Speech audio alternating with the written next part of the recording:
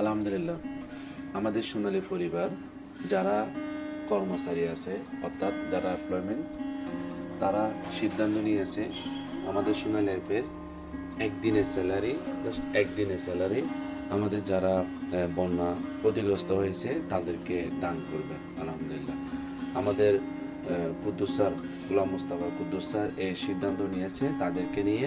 খুব সুন্দর একটা ভালো উদ্যোগ, এবং যারা এই দান করবে আল্লাহ তাআলা তাদের দানকে কবুল করুক, এবং যেখানে দেওয়ার জন্য নিয়ত করেছে যেন সঠিকভাবে তাদের কাছে পৌঁছাতে পারে। আলহামদুলিল্লাহ, সকলে দোয়া করবেন আমাদের প্রাণপ্রিয় ব্যয়দের জন্য, যারা এই সিদ্ধান্ত নিয়েছে, যারা ত্যাগ করবে। আলহামদুলিল্লাহ, বাংলাদেশের প্রত্যেকটা মানুষ এখন আমাদের যে যারা বন্যা ক্ষতিগ্রস্ত হচ্ছে, যেমন ফেনী, কুমিল্লা, নোয়াখালী এবং ফটিকছড়ি, পশ্চিম থেকে শুরু করে বিভিন্ন জায়গায়